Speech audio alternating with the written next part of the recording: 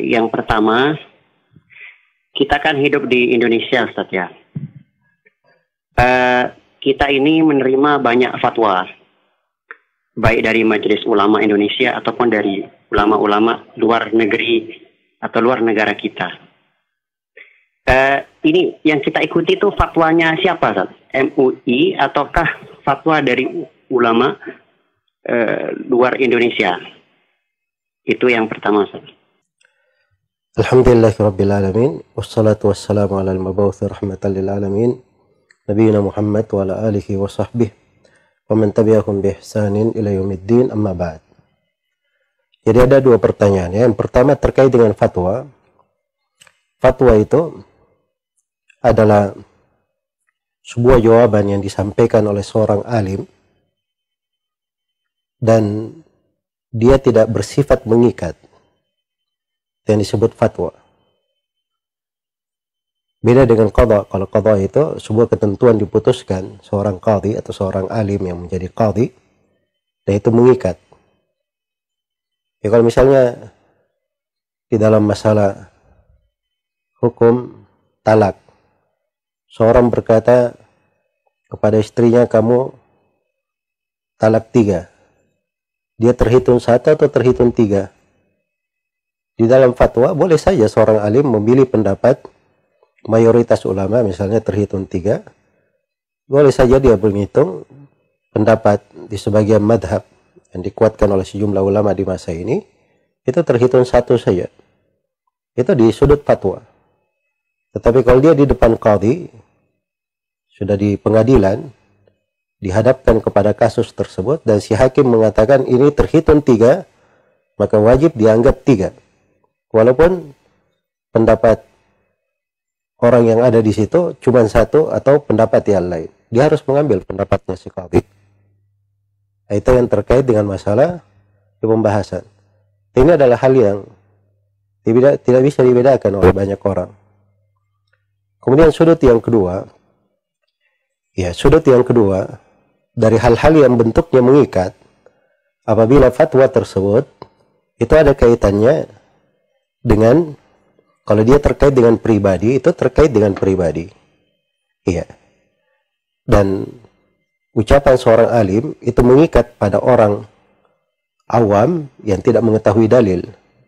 Sebab dia akan ditanya pada hari kiamat, apa tuntunan yang dia pegang di dalam hal tersebut. Karena dalam Al-Quran Allah firman, Fas'alu ahlad dzikri in kuntum la ta'lamun.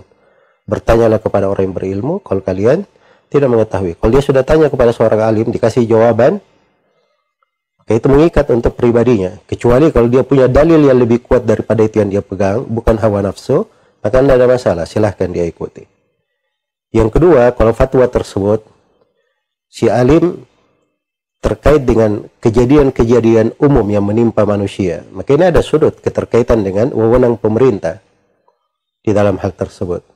Ya, kalau pemerintah menetapkan seseorang sebagai rujukan fatwa di negara tersebut, atau pemerintah menetapkan sebuah lembaga yang merupakan rujukan di dalam sebuah negara, maka itu fatwanya mengikat, karena memang sama posisi negara yang memberi fatwa.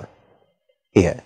Dan kondisi MUI yang ada, dengan segala hormat dihormati oleh umat Islam di Indonesia ini, itu bukan lembaga negara, tetapi lembaga yang diakui oleh negara. Jadi kalau mereka memberi fatwa dan hal tersebut diterima oleh negara, sudut mengikatnya seperti yang disebutkan, saya berikan rincian-rincian pada apa yang disebutkan tadi. Iya. Kemudian di sudut lain, ini juga dari sudut fatwa-fatwa, ada sebagian orang-orang yang membuat lembaga-lembaga fatwa tersendiri.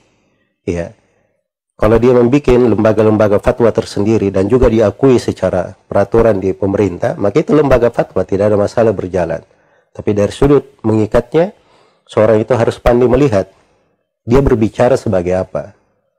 Walaupun berkumpul dalam suatu lembaga memberi fatwa, dia harus tahu dirinya bahwa mereka ini, kalau bukan pemerintah, jangan berbicara memberi wewenang seperti pemerintah, sehingga memberi fatwa misalnya berseberangan dengan pemerintah atau membuat kekacauan umum karena berbeda dengan pemerintah.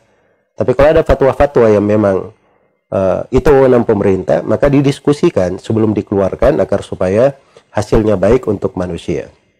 Iya, itu rinciannya di pembahasan. Bagi orang-orang yang beramal di dalam hal tersebut, maka ada dua yang dilihat.